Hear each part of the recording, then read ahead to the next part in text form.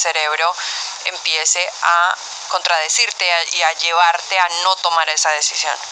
Tema nada que ver, pero bueno, ahí es cuando uno ve como de fuera del aire se fluye dentro del aire. Al aire, perdón. Bueno, estábamos hablando de tu historia, Carolina, y quería que habláramos ahora también con Saraí, que Saraí, como te contaba, no solamente psicóloga, no solamente productora y presentadora de su propio programa, sino que ella también es familiar de sobrevivientes del cáncer de seno, y creo que no solamente hay una parte emocional en la persona que lo está viviendo, Sí. sino en la familia. Entonces, hablaste un poquito en el segmento pasado, pero háblanos un poco de ese viaje, digamos, emocional, más que espiritual, emocional. ¿Cómo llegaste, digamos, al punto de sentirte nuevamente con fuerza y de emocionalmente poder, digamos, avanzar, ¿no? Porque me imagino que en el momento que llega el diagnóstico y empieza el tratamiento, Sí. ¿y qué pasa también cuando empiezas a vivir esos cambios físicos, ¿no? Esos cambios que uno ve al espejo? Cuéntanos un poquito de eso. Sí. Yo creo que emocionalmente, primero Dios, segundo la familia influye muchísimo en el apoyo que una persona que es diagnosticada con este tipo de enfermedad ¿Cómo reacciona tu familia? necesita. Mi familia fue un regalo, porque yo había dejado de tener contacto con mi familia paterna, y este tiempo fue como para volvernos a encontrar y volver a reconciliarme con ellos también. Tenía tiempo de no intimar con muchas tías que había dejado de conversar, entonces todos, aunque no están aquí, porque aquí solo está mi esposo y mis nenes, todos se agolparon a apoyarme emocionalmente. Con la tecnología hicieron grupos de WhatsApp para estar pendientes a cómo iba todo mi proceso. Hablando de eso un poquito, porque en las situaciones en las que yo he estado, que no he sido yo la enferma, sino ha sido mi mamá, a veces es un poquito cansante y como que agotador el estar constantemente actualizando a la familia y como recontando la historia Sí. y reviviendo hasta cierto punto la historia, porque cada vez que la cuentas la estás viviendo. Sí. ¿Qué tan difícil fue para ti ese proceso de mantenerlos a ellos informados sin gastarte tú o tratando de salvar algún tipo de energía que tuvieras? Ok, entonces en ese tiempo llegó el tiempo de pensar en mi bienestar, en mi salud emocional y física, porque requiere de mucho descanso para reponerte al tratamiento, porque es demasiado fuerte. Entonces ahí entra la familia a ayudar. Mi hermano, yo hablaba con él y él era el que los mantenía todos informados. Ok, Sí. chévere. Y mi esposo también se mantenía en contacto con ellos. Yo me alejé del celular porque necesitaba descansar. Es súper importante y lo dicen ahora muchos médicos y quisiera saber tu opinión, Saraí, en cuanto al descanso y la salud, porque muchas veces la gente no hace la relación entre las dos cosas. Bueno, yo te voy a decir las experiencias que he tenido y tengo, yo no sé si te va a sorprender, pero tengo algún criterio un poquito contradictorio respecto al descanso. Ok. Entonces, y te voy a contar las 3 historias que tengo de sobrevivientes de cáncer de mama, muy cercanas. Primero mi mamá, que está operada de cáncer de mama hace 18 años, y mi tía, que está operada hace unos 6, y mi mejor amiga, que llevará unos 14 años, ella es contemporánea conmigo, bueno, me lleva unos añitos, pero también la habrá tenido el cáncer sobre los 30 y tantos años, y te voy a decir que ninguna de las 3 descansó. Las 3 tienen, es decir, mi mamá también tiene una mastectomía completa, a mi tía le hicieron un cuadrante, no fue tan completo, mi amiga tiene una mastectomía con una reconstrucción, es decir, pero bueno, las 3 con un cáncer de mama y con un tratamiento de quimioterapia fuerte, de radioterapia y un tratamiento posterior, porque mi mamá al año la operaron, le hicieron una histerectomía, es decir, le quitaron todo el útero. A mi amiga también, es decir, han tenido una serie de cosas después. No, y ha sido invasivo realmente Sí, en el cuerpo. Exactamente, invasivo. Pero creo que la recuperación de ellas estuvo realmente relacionada con una fuerte implicación emocional. Es decir, ninguna de las tres se sentó, ninguna de las tres se acostó, ninguna de las tres descansó. No, pero te pregunto, en el tiempo del tratamiento, ¿cómo se comportaron ellas con su cuerpo? Cuando mi mamá se operó y empezó la quimioterapia, es decir, primero estábamos en Cuba, claro. No había estos mecanismos que hay aquí ahora para evitar los vómitos. Mi mamá tenía unos 30 vómitos diarios, una cosa así que era desgastante. No obstante, ella se levantaba y recuerdo que durante el tratamiento mi mamá le hizo una cita a mi abuela para que viniera a los Estados Unidos a ver a mi tía y mi abuela pudiera estar aquí, y mi mamá se iba a un parque en guagua, es decir, en ómnibus. Se iba en ómnibus desde mi casa porque no teníamos auto. Salía del hospital directamente para aquel parque, hacer una cola kilométrica de un día entero para sacarle la cita a mi abuela después de una quimioterapia y con una operación. Claro. Es decir, el estar activa físicamente, incorporada todo el tiempo a todas las cosas, fue la que lo hizo que se mantuviera levantada. Mi tía es la esposa de un pastor. Nosotros no la llamamos pastora, pero es decir, tiene esa función, ¿no? Es decir, trabaja intensamente en la iglesia, en todos los ministerios. Nunca descansó, es decir, organizando campamentos, organizando escuelas bíblicas, organizando todo. Es decir, y mi amiga es la directora de un programa, de una maestría en una universidad, dirige un programa de investigación, jamás dejó de ir a trabajar. Esa es la misma historia de Jaciel, uno de los muchachos que es aquí, que tuvo un cáncer linfático y que tampoco dejó de trabajar en ningún momento. También es que eso, de alguna manera, te mantiene activo físicamente y te mantiene activo también tras tus defensas. Cualquier momento en que tú estás sentado a pensar sobre ti y sobre el momento triste que tú estás viviendo, también te deprime psicológicamente, y cualquier depresión psicológica te puede causar una depresión del sistema inmunológico, y eso puede causar que empeore tu situación. Claro. Y la recuperación. Entonces, eso es un buen pie para entrar en la parte emocional. Tú estás hablando de que una depresión psicológica trae una depresión inmunológica, y por lo tanto, sobre todo para algo como el cáncer, es, digamos que es lugar de jugar. Es como tener un columpio, porque pueden jugar ahí el cáncer y vivir, porque tu sistema inmunológico no está bien para atacarlo, y ahí puede él crecer y cultivar, por decirlo así, ¿no? Bueno, de hecho yo creo que el cáncer tiene un factor, estábamos hablándolo ahorita, es decir, Carolina lo decía también al aire, que es cierto que existe un factor genético, y tú estabas comentando de que también hay un factor de alimenticio, y en fin, y yo te comentaba que también hay un factor psicológico importante a la hora de que se presente y se desarrolle el cáncer. No porque uno tenga una condición genética preestablecida, esa enfermedad se va a desarrollar. Claro. Tienen que ocurrir una serie de cosas también dentro de tu vida para que esa enfermedad se desarrolle, como cualquier otra cosa, ¿no? Y yo pienso que eso es súper relevante. En el caso de mi mamá, primero, hay una teoría freudiana, es decir, del psicoanálisis, que plantea que uno de los mecanismos de defensa del organismo es la somatización.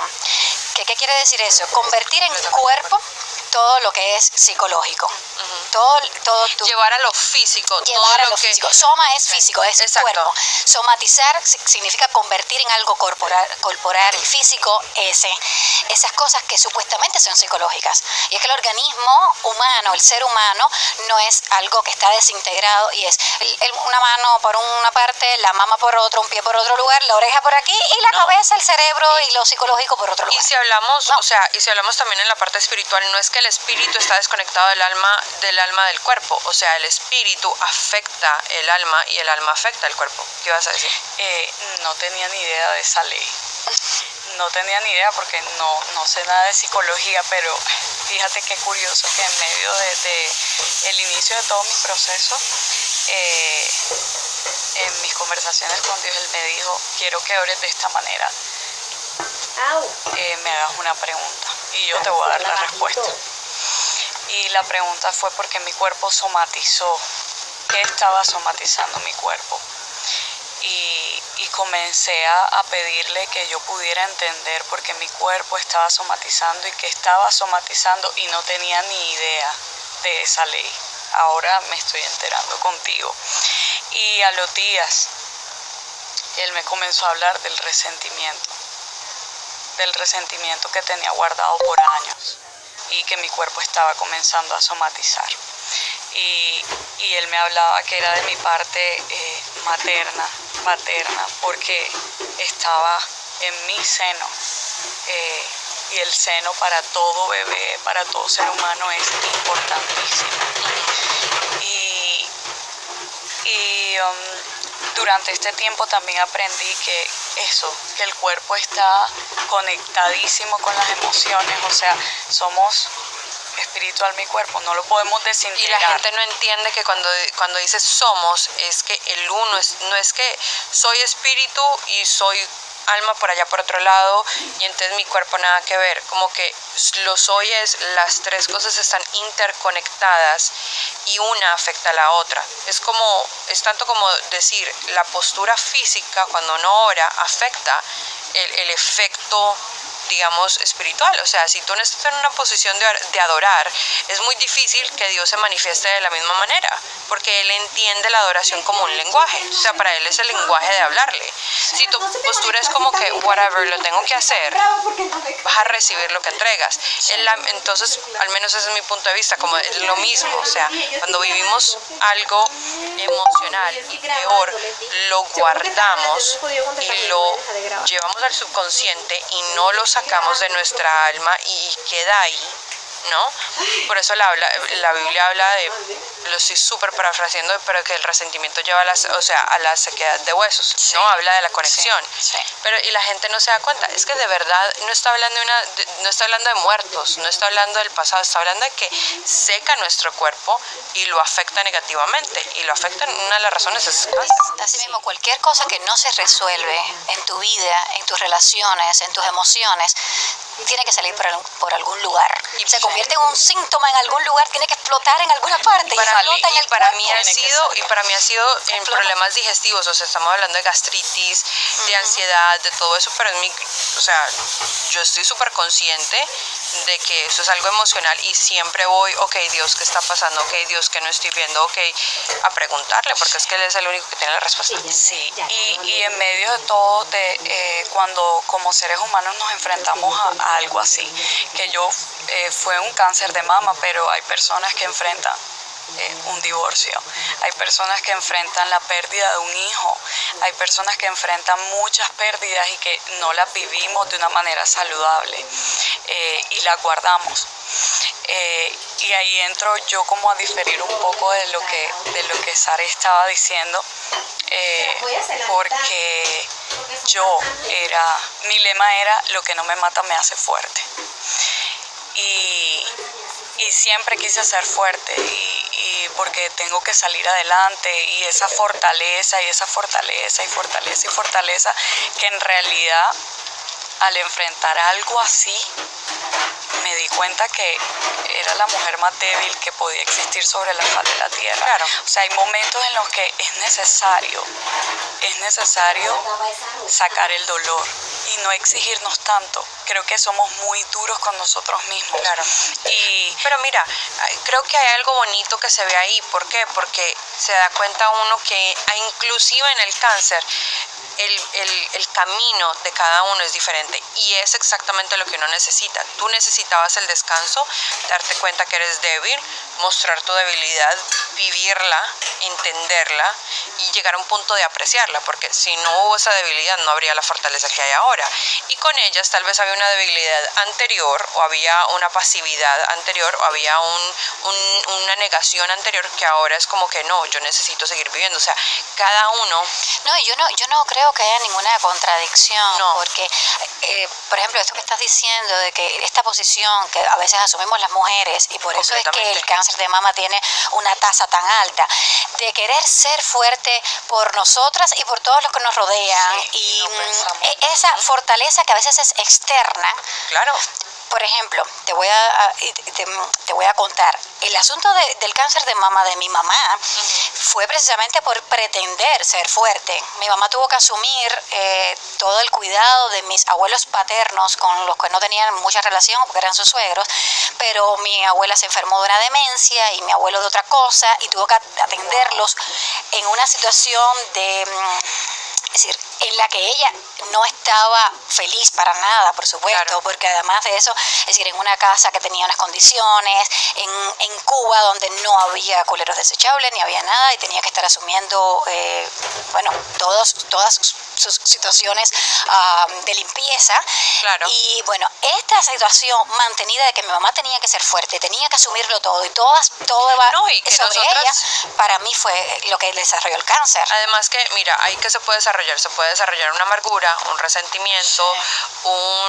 Una falta de valor propio. Son cosas que digo que se pueden desarrollar en más la vida te pone una serie de pruebas para las que tú no estás preparada físicamente. Además, y eso es carga psicológica. Además que lo que hablábamos, o sea, el efecto que tiene una enfermedad como el cáncer en la persona que está cuidando o que está al lado del enfermo, o sea, tanto ella como el enfermo sufren y viven la experiencia. O sea, algo que la gente creo que es importante que sepan es que no es solamente el enfermo o no es solamente la persona afectada la que vive la experiencia, lo vive todo el que está a su alrededor, porque todo su entorno cambia. Más aún quien los está cuidando directamente. Pero también yo creo que tiene mucho que ver en nosotros, en que nosotras siempre nos ponemos de último. Cuando seamos madres, no seamos madres, lo que sea, siempre tenemos la tendencia como mujeres a poner el mundo anterior a nosotros, primero, y nosotros de segunda, tercera, a veces quinta. Sí, por eso es que cuando tú encuentras un cáncer, busca atrás cuáles son las causas de ese cáncer en tu vida. En tu vida. El ejemplo de mi tía es que tuvo que enfrentarse durante 10 años a que tenía una hija con insuficiencia renal crónica, y ella tuvo que ser la fuerte para llevar la enfermedad a la hija. Entonces, por supuesto, desarrolló un cáncer porque ella era la mujer fuerte. ¿Para qué? Para aquello. Es decir, la situación de tener una hija enferma, ser el cuidador. Fíjate que en los dos casos han sido el cuidador es el que se enferma. Por eso cuando uno está cuidando a un enfermo, cuídate mucho tú. No solamente de cáncer, de cualquier otra cosa, de una demencia, de una enfermedad crónica, de cualquier cosa. Cuando tú estás de cuidador, eso te va a afectar físicamente, no solamente emocionalmente. Tengo cita con el médico el lunes. No, en serio, porque es que algo que, y yo sé que mi mamá escucha, o sea que yo sé que ella va a entender esto. Mi mamá es una sobreviviente, gracias a Dios, de un tumor benigno en el cerebro, pero un tumor del tamaño de una bola de tenis. Una cosa que afectó no solo su vida antes de ser diagnosticada, pero ha afectado su vida todo después. Pero también he sido yo, porque cuando ella no puede manejar, la que maneja soy yo. Cuando ella está en lo de las citas médicas, quien está pendiente soy yo. Y ella sabe que yo soy sargento, o sea, usted todos los años hace su mamografía, pero llega un punto donde yo también me toca dar cuenta que yo no me estoy cuidando, que yo no estoy prestando atención, que hay cosas, hay alertas emocionales que por tendencia y por vivencia he aprendido a ignorarlas, y ahora peor aún. Es mucho más fácil ignorarlas. Es muy fácil entrar en la rutina de me levanto, desayuno, trabajo, vuelvo, ceno y me acuesto, ¿no? Y esa es la rutina de lunes a viernes. Sábado o limpio o no hago nada o salgo, pero es una rutina donde lo que menos hay es una conciencia del ser, y lo que más hay es una inconsciencia de cómo uno está. Pues para nada, Melissa, a partir de ahora te voy a testear todas, ¿no? Para irnos de fiesta. Exacto. Porque necesitas divertirte, porque eres la cuidadora. Esa fue mi diversión. Eres una cuidadora. Claro. La cuidadora necesita divertirse. Y eso es lo que la gente no se da cuenta. Expresar y sacar cosas. Y lo que uno no se da cuenta tampoco es que entre mejor está el cuidador, mejor está el enfermo. Exactamente. O el afectado. Sí. ¿Sabes qué dice la Biblia? El corazón alegre levanta al enfermo. Entonces, si el cuidador no está alegre, imagínate el enfermo. El enfermo también tiene que estar alegre. El corazón alegre levanta al enfermo. Yo a mi mamá le dije, cuando tuvo el cáncer, le dije, se acabaron las novelas, se acabaron las películas tristes, se acabaron los libros tristes, se acabó todo eso. Sí. Ahora tú vas a ver comedia, vas a reírte, vas a escuchar música, porque eso es lo que te va a levantar. No vas a ver noticias, se acabaron los noticieros. Nada de tristeza en tu vida, hay que disfrutar la vida. Ya bastante triste es la vida misma para estar viéndola en la televisión. Entonces, la pregunta para Carolina, lo cual sea, toda la razón que tienes, pero hablaste un poquito del apoyo de tu familia, del rol que tomó tu hermano al ser como el comunicador y casi que el guardia y el escudero tuyo. Sí. ¿Cómo reaccionó tu esposo? ¿Cómo fue esa parte con tu esposo? Hubo momentos claves en todo el proceso que ahora se me vienen recuerdos a mi mente, cuando iba a perder mi cabello. Enfrentar eso como mujer, yo era demasiado vanidosa y me encantaba mi cabello, era como, no sé, mi cabello era mi cabello. Pero ahora es precioso. ¿Siempre ha sido rizado o era lacio? liso? Uy, pero espérate, porque bajo mi criterio te dieron un regalo. Porque Sí, el pelo rizo tiene más cabello personalidad. precioso, y cuando te lo vi dije, Pero- ay, qué lindo. Pero es Oh que my God. imagínate, si te encantaba, ahora lo tienes. Ya no Sí. tienes que desearlo porque ya es tuyo. No, y de pequeña quería tener el cabello rizado. Imagínate. Y ahora después de haberlo Es un perdido, renacer. Sí, es un nacer de nuevo, definitivamente. Y cuando iba a enfrentar ese temor de perder el cabello y yo veía las fotos de personas que ya estaban adelantadas en el proceso, y cuando fui a mi primera quimioterapia y vi el pabellón de los enfermos, fue impactante para mí. Y mi esposo se rapó. Me dijo, primero me rapo yo y después... Me cae bien. Y después... Un aplauso para él. Primero me rapo yo y tú me vas a rapar. Y después yo te rapo a ti. Entonces así fue, yo lo rapé primero y él siempre tenía como una obsesión con sus orejas que eran grandes y al raparse, o sea, sin cabello. Exponencialmente. Sí. Más grandes todavía. Y antes de hacerlo fue una noche muy linda. Sí, antes de que nos rapáramos, le entregamos ese momentito a Dios y fue muy, muy especial. Y pensaba en mi bebé, cómo iba a reaccionar mi bebé al verme verte rapada. claro, Sí, porque me iba a ver diferente. Y no, mi bebé me miraba y me miró con esos ojos como, te amo. Me miraba y se sonreía, me miraba y se sonreía, entonces fue lindo. Y mi nena se acercó a mí y me dijo, mamita, aunque no tengas cabello, tú eres mi mamita y yo te sigo amando. Wow, o sea... Yo creo que el poder que tienen los niños Sí. de ver las cosas, yo creo que como deben ser. Ay, sí, qué lindo. No es diferente, es como deben ser. Sí, yo aprendí a ser niña, o sea, esta mañana escuchaba a alguien decir, cuando un niño es bebé y está mojado, él llora porque está mojado, si está incómodo, si a alguien no le cae bien, él lo expresa, él no se guarda tiene nada. máscaras. No. Y creo que todo este año aprendí a ser como niña, si me siento triste lloro, si estoy feliz me río, si tengo que hablar hablo. Y si tengo que callar, callo.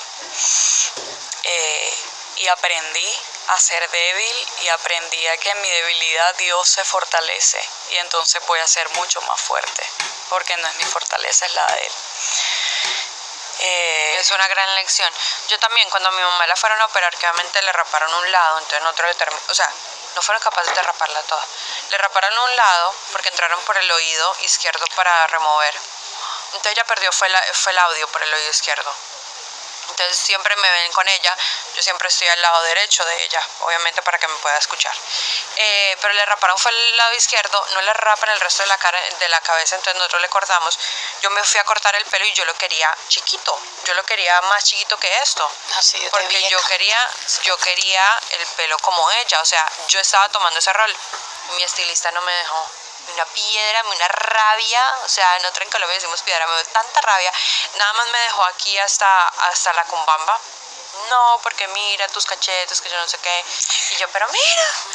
Bueno, ya, pero ella también llevó su shock y eso por esa parte del cabello, porque ella ama mi cabello. Entonces, no, tú tienes un cabello precioso, a mí me encanta. Y en Colombia después me comenzaron a mandar fotos de todos mis hermanos se raparon, mi papá se rapó, 2 tías se raparon.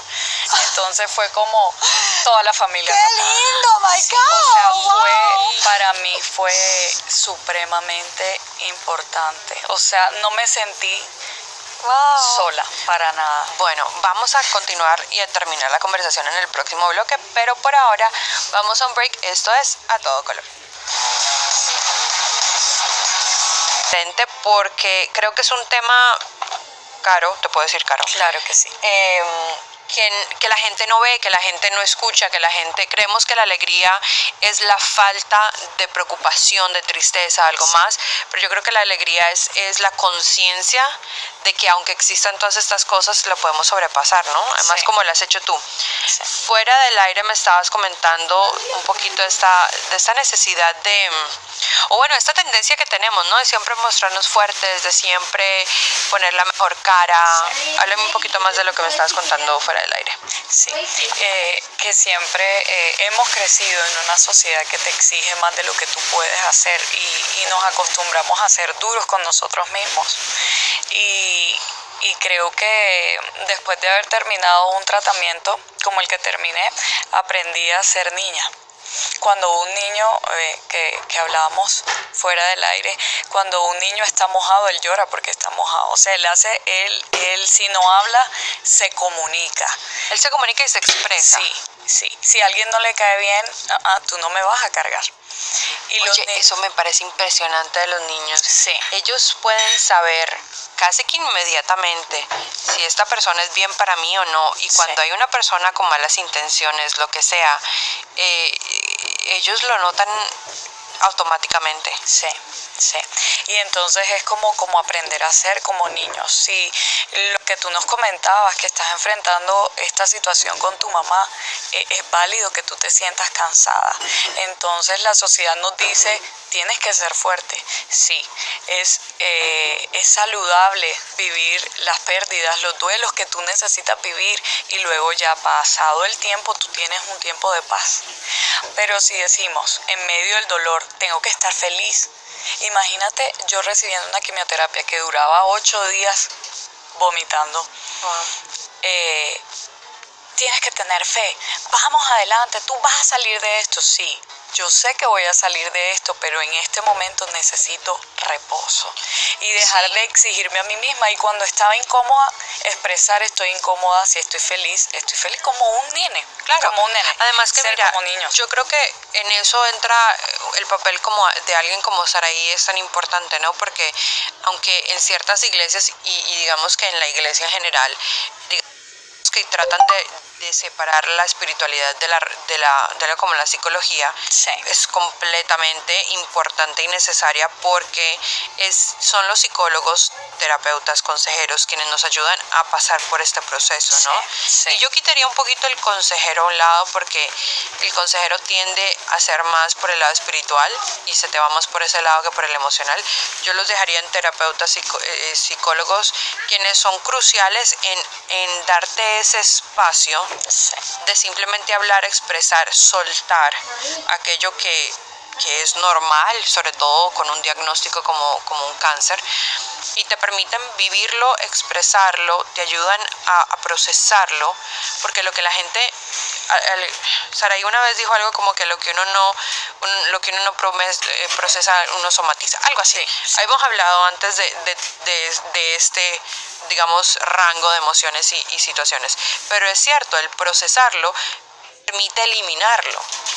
Cuando uno entiende el por qué se siente así, él entiende que es algo normal, digamos que hasta cierto punto lo normaliza, puede soltarlo, sobre todo porque también en la iglesia nos dicen tienes que tener fe, tienes que tener buena cara, tienes que sonreír. Y nos enseñan un Jesús exigente, un Jesús que te dice generación falta de fe. ¿Hasta cuándo estaré con ustedes? Como si él se desesperara. Yo conocí a un Jesús que me entendió, que me dijo en cierto momento, yo también sentí angustia. Es natural que sientas angustia. Además, yo creo que puedo estar mal y por favor, ustedes que nos están escuchando comenten. Pues yo creo que era muy diferente el trato de Jesús con nosotros a Jesús que decía generación falta de fe, que eran los judíos, porque si toda la vida te han enseñado de este Dios maravilloso, perfecto, vivo, único, que está contigo, y cuando está frente a ti no le crees, pues obviamente cualquiera se frustra. Pero al ver que es una persona que no, pues como eran los samaritanos, como eran las personas que no lo conocían a él, que no creció escuchándolo a él, pues le va a tratar diferente. O sea, como que yo voy a tener una expectativa de mi familia muy diferente a la expectativa de una persona que me acaba de conocer. No me conoces, no sabes mis motivaciones, no sabes cómo actúo, porque soy así o lo que sea. Entonces, yo creo que también hay cierta diferencia en cómo él nos trata, porque él entiende que para nosotros él es hasta cierto punto es el extraño, no es parte de lo normal en nosotros. Sí, yo creo que Jesús es como la compasión en carne. O sea, Dios puede entender que somos seres humanos y que nos dolemos, sufrimos, nos Por algo reímos, caminar en esa tierra. vivimos. Sí. Y en particular, yo, por ejemplo, te voy a hablar de mí. Yo era casi que enemiga de ir al médico, enemiga de ir al psicólogo. Y durante todo este tiempo aprendí que es necesario, que nos tenemos que cuidar en la alimentación. Es supremamente importante porque la comida de ahora es diferente a unos años atrás. Y también estuve leyendo un libro de una psicóloga que me gustó muchísimo, y ella habla acerca de una sanidad emocional, y creo que conocí a un papá y a un amigo y a un esposo y a un hermano que me entiende, que comprende la situación que como humana yo estaba viviendo, y que en mi debilidad, cuando estaba totalmente débil, me pude rendir y entonces me sacó adelante. Porque el que me pregunta cómo lo hiciste o cómo viviste tu proceso, yo viví cargada en los brazos de mi papá, porque no puedo entender cómo alguien vive una situación como esta sin estar agarrada de él de una manera saludable. Claro. Sin hablar de religión, o sea, cero religión, es la persona de Jesús, conocerlo y saber que Él entiende tu humanidad y que eres débil y que lo necesitamos para poder ser fuertes. Claro, hablemos un poquito, ya que está terminando el programa, de lo que viene. Ya estás en remisión, ya hace 2 meses no estás en tratamiento. Sí. ¿Qué es lo que...